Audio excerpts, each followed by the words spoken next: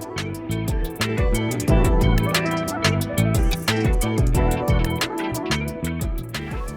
right, welcome to another episode of The Dream Machine. I'm Mark and this is Ravi. Today we have Dhawal with us from OHS. He's an occupational health and safety consultant, and we would like to welcome you to Aerosol's office, Dhawal. Thank you, Ravi. Hi, Mark. How are you? Yeah, I'm pretty good, thank you. Thanks for coming in. Thanks for joining us. Now, director and founder. Yes. Of OHS. How did you find? How did you find it? Quite recent, right? I set off on this entrepreneurial journey. Quite recent in March. I started Risk Advisory and Solution, which is what the acronym's for. Right. Supporting businesses in achieving the health and safety compliance needs, but also not just advising, but also supporting them with finding solutions to fix those needs, right? So want to be that end-to-end solution to any business's needs in the health and safety space. Fantastic. But sorry, I'm very curious about one thing, right? How did you actually get into starting this business? Yeah. So again, probably going couple of years or probably a decade back from where I started off my professional journey, working on ships, merchant ships. Merchant ships, due to the nature of the space that they operate in, heavily regulated, right? From the quality perspective, the service that you provide to customers, moving expensive cargoes, but also the environmental risk that ships may. But for the crew, are you talking about the crew and everything else? Everything, right? So wherever the ship would move and touch would kind of introduce a certain level of risk, right? To the people working on the ships, but also the environment it operates in. So it's heavily, in that sense, heavily regulated. So I come from an operational background, but heavily compliance-related or compliance-driven background. Understood. Did that for about 15 to 20 odd years. Merchant ships, and then moved ashore for social reasons, but again, heavily still involved with operations, but also ensuring a fleet of merchant ships achieved their compliance needs, again, involving health and safety also. Right. That eventually then got me to a public sector role, which was until quite recent, which I quit in Feb. Did that for 5 years with the local regulator. Okay. WorkSafe. Okay. Did heavily involved in compliance activities. All right. So you used to work for WorkSafe. So now you're on the other side. Yes, exactly. Right. Okay. Yeah. So you see both sides. No, precisely right. It's like I was on the other side of the table where you're enforcing these compliance expectations with employers. You could see the support and the gap that I could kind of fill in by moving or changing sides. Yep. And this is what I've been doing for the last 9 months, I would say. Very nice. March. Yeah. But it's obviously there is a problem that you're solving in a business, and a lot of people understand there is regulation, there is compliance requirement. But what was that point that you said, okay, this is something that I should be consulting people on? Yeah. And obviously, being a regulator, you have a different aspect of things and different view of things. Being a advisory person, you have a different view of things. So where did you think you found that epiphany that, businesses need my help? Yeah. And I will give you a bit more context, because across my 5 years, approximately, I've done about more than 600 inspections, right? Which then involved issuing about exactly 99 notices. Quite an ironic or quite a coincidence that I stopped at 99 notices. I would love not to issue more. But whilst doing that, I realized what we as a system, as a regulator in the past, I as an inspector, was looking at compliance. Many a times it fell short of what we were looking for. So the information that we were looking at to review compliance was not necessarily achieving that. So there was a lot of, in that sense, I don't feel like using the word fluff, but there was a lot of fluff around compliance activities around health and safety. Right. So my intention was to cut through and pierce through that entire cloud to see how do you approach it, just kind of targeting what the risk is. Yes. So the kind of approach I have now with businesses is look at the risk as to what are your critical risks that would impact your businesses, not just health and safety, because eventually a productive and a positive outcome to business is a better profit margin, but also safety of life, right? Yeah. So all of that just kind of integrates well into a system. Understood. I mean, like 99 notices, so that's 1 out of 6. 600, so you had 600 inspections, Yes. almost 100 notices. Yeah. So that's 1 out of 6. Yeah. Is that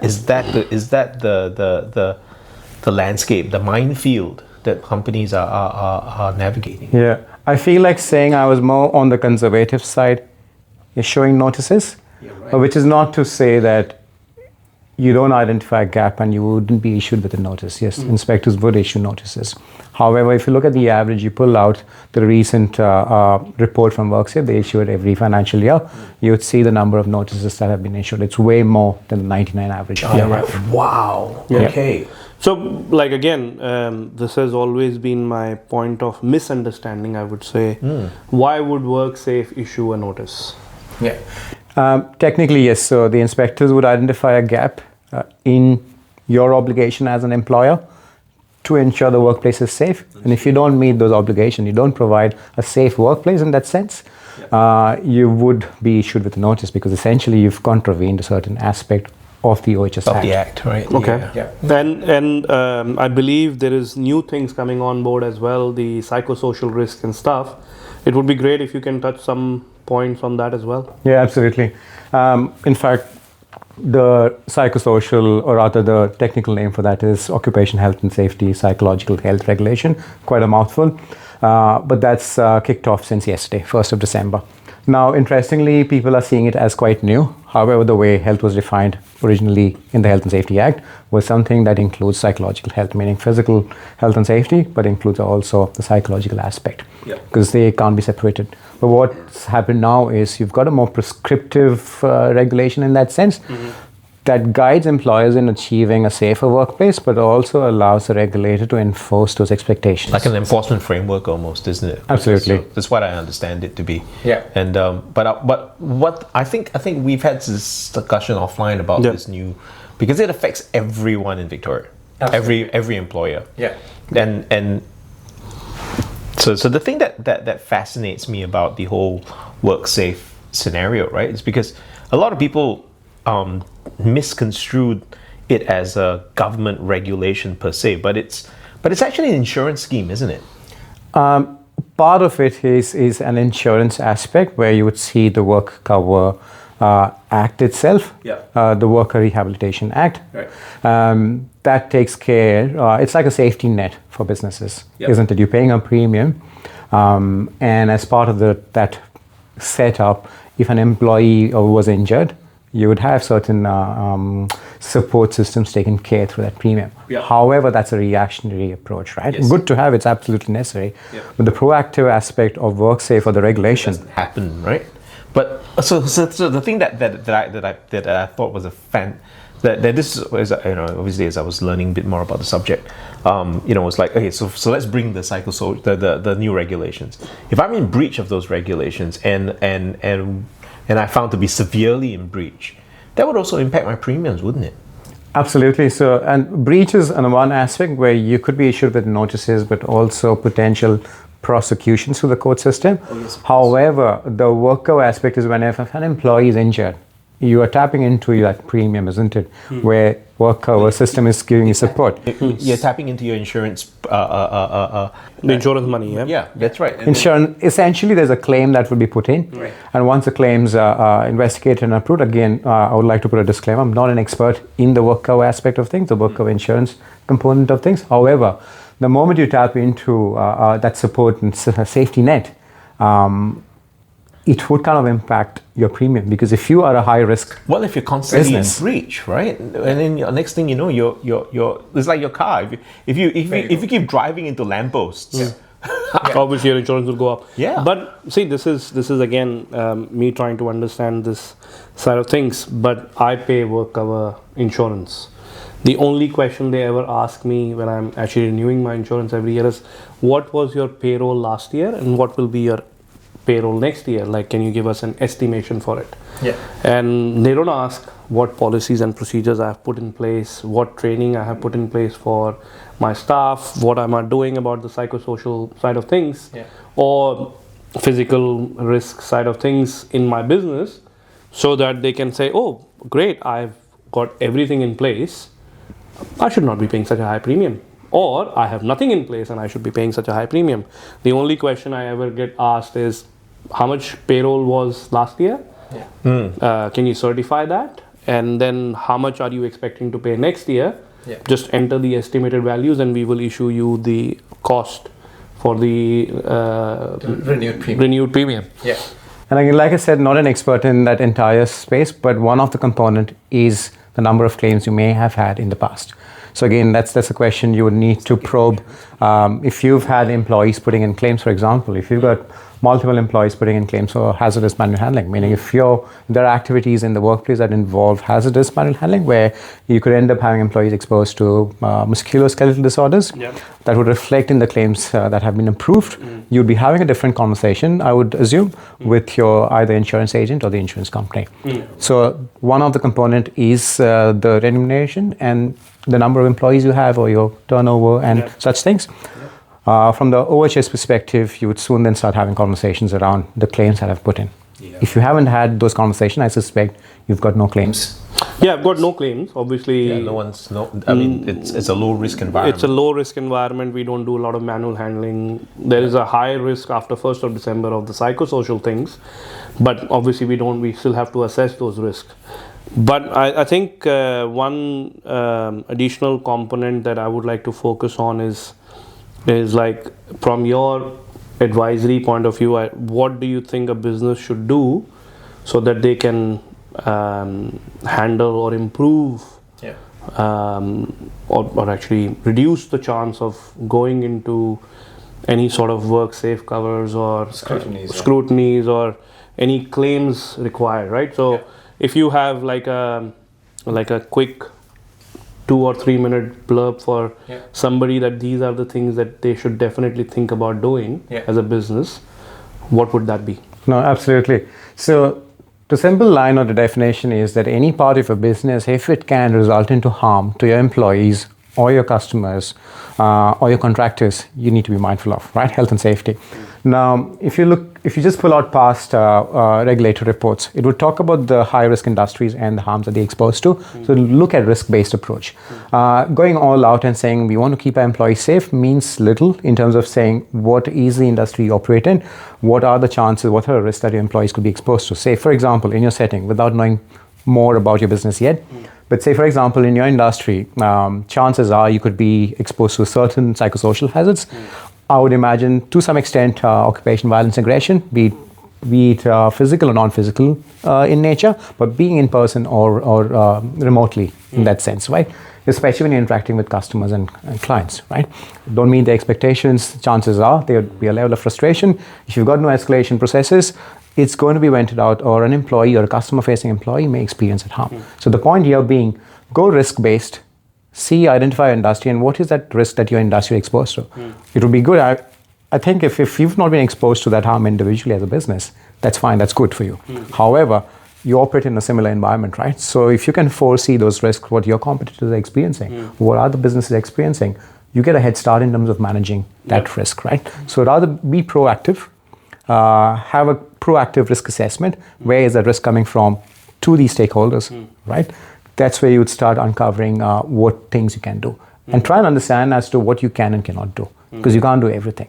So once you have the clear line, you then define what's in your control and what's beyond your control. Yeah, right.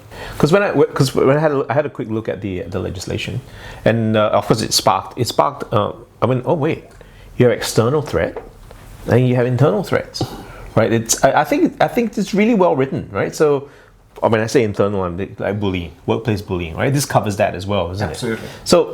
So where do you sit in the mitigation of all of this? What does occupational safety health and safety consultant do in this case?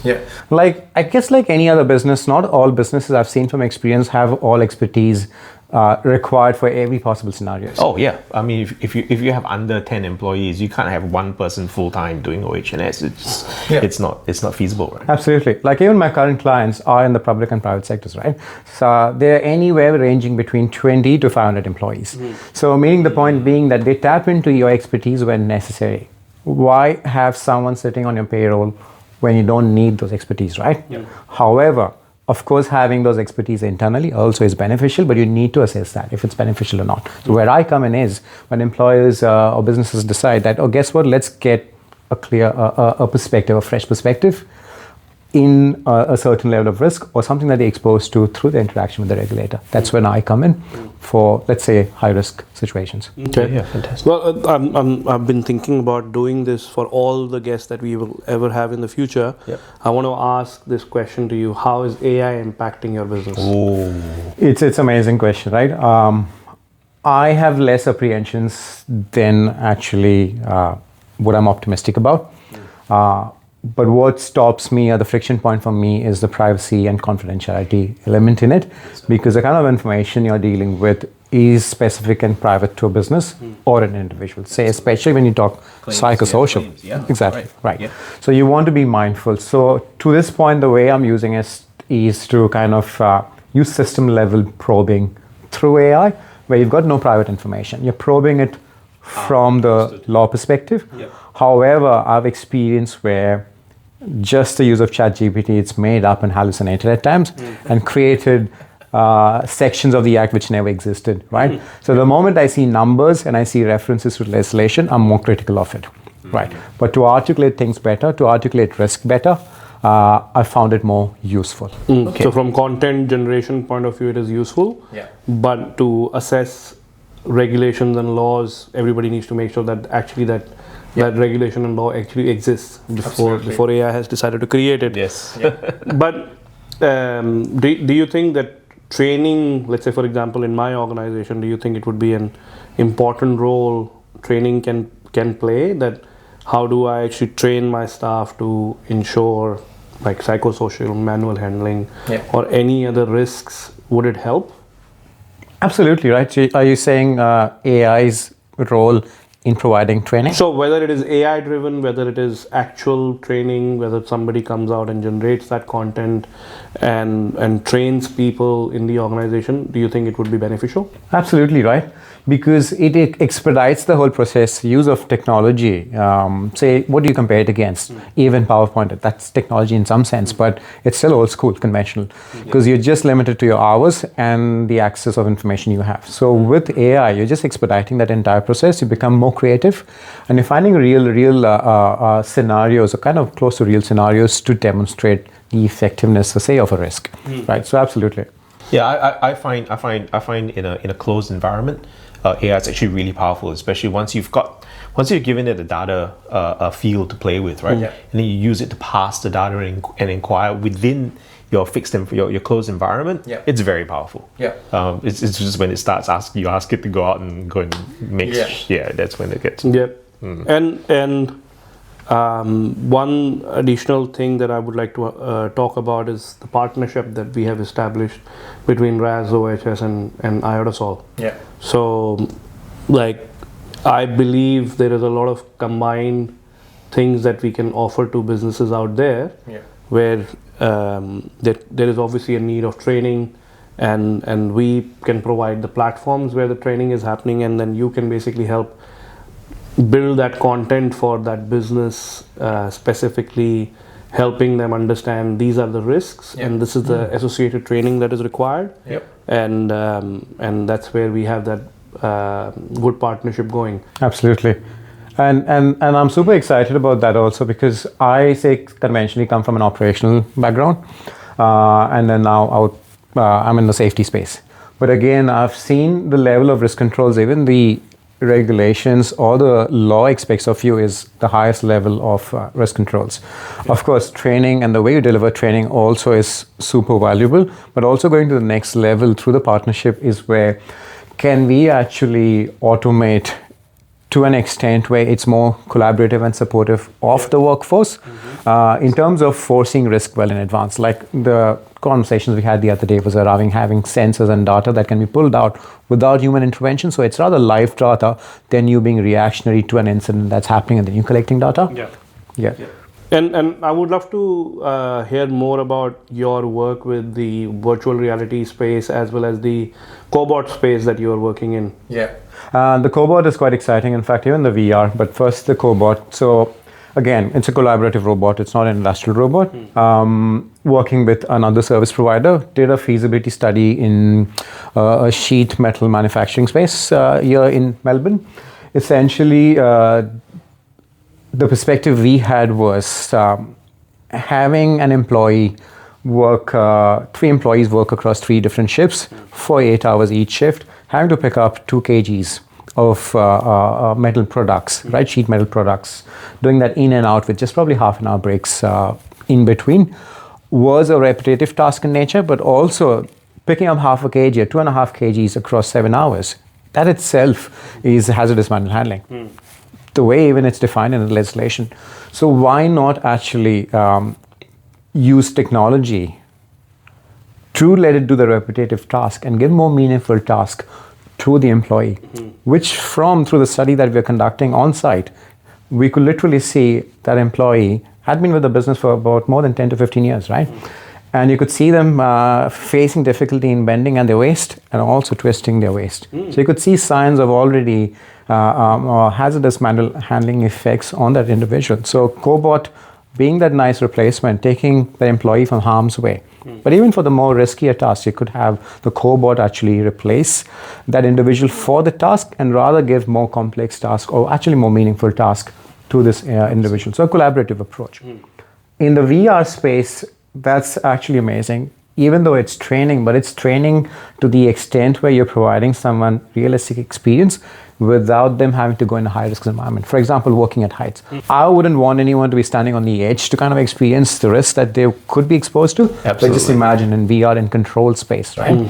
Having to experience high-risk warehouse settings, distribution center settings, manufacturing settings, right? Incident response as well, right? Yep. You can simulate incidences without actually having to expose anyone to the hazard. Yeah, and that's quite a promising space. I've seen a few organizations who are having a conversation around it and probably trialing it at this point. But again, the uncertainty around something that you've not tried before is what is probably a friction point. Yeah, interesting. I find the cobot space an interesting for a post-industrial country like us, where we are facing manpower shortages. Like people complain, we can't hire people. Well, yeah, I know, that's why we got robots. Just replace them.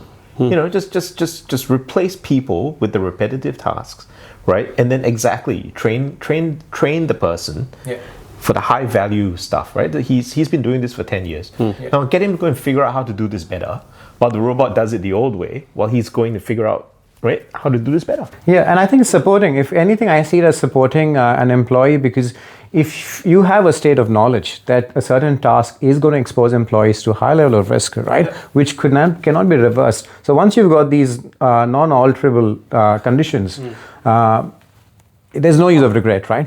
And even I've seen tasks, and I've followed up on incidents where people are feeding in, say, large sheet metal goods into bending machines, right? And those machines, like you would see your printer spit out paper, I've seen that machine spit out a sharp sheet metal, right? It was lucky you didn't have a fatality on that day. Now, from research, I realized, and talking to my other service provider, I've seen where they've replaced that individual in that setting. I'm not saying replace an individual from the workplace, rather replace the individual from the setting, that high-risk setting, and the cobot's actually doing the thing, right? So it's about having a higher level of risk controls. And it's a numbers game. It's an absolute numbers game. Even if there's no 100% safe activity ever, right? There's no such thing as 100% safe activity.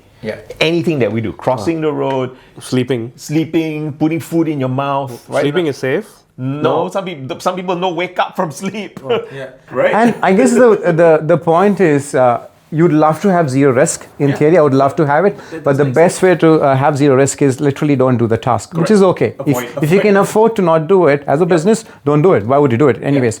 But the point is, if you can foresee risk, right, that's proactive. Don't wait for chance to happen and say something shouldn't go wrong. If you think there's a higher fix to it, a better way of providing training, right, go for it.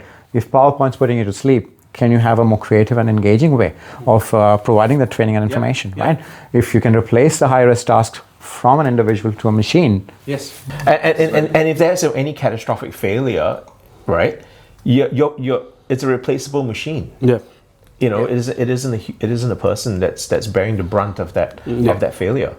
Absolutely. Well, I think this was a pretty insightful conversation. I learned a bit. I've learned quite a bit today, actually. I would love to keep this conversation going. It'll be Amazing how we can explore. I suggest that we take this to the next level and start creating seminars and workshops around what we do and taking an educational approach to this, because it's 100%. I think a lot of businesses are misguided, and a lot of businesses don't actually understand the legislation. They put the blinkers. They avoid. They avoid it because The other day I was having a chat with another business owner, and for him the psychosocial risk is, I have to throw Christmas parties for my staff now. No, exactly right. So the point is, what's reasonable and what are you trying to control? So you need to have visibility of what harm, right? So if a Christmas party is going to avoid that harm, sure, why not? But more than often I've seen, post-Christmas, you end up getting an increase in complaints, right? Of course, Christmas parties is when people get drunk.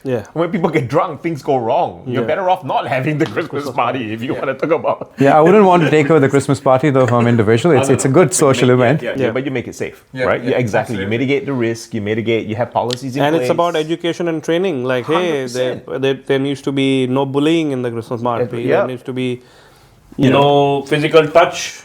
That's a big one. That is a big one, isn't it? That's where it happens, And don't go skeet shooting for your Christmas party. Yes. So was that? Skeet shooting. Clay pigeon shooting.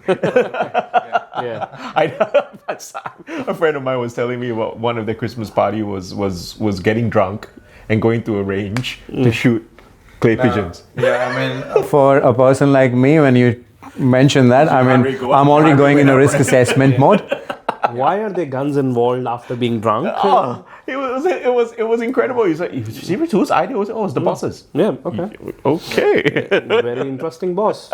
I would like to meet that gentleman. But Dhawal, thank you so much for coming on, and thank you for explaining what you do. And it would be lovely to organize further future events with you. Absolutely, a pleasure, Mike. Thank you. Thank you.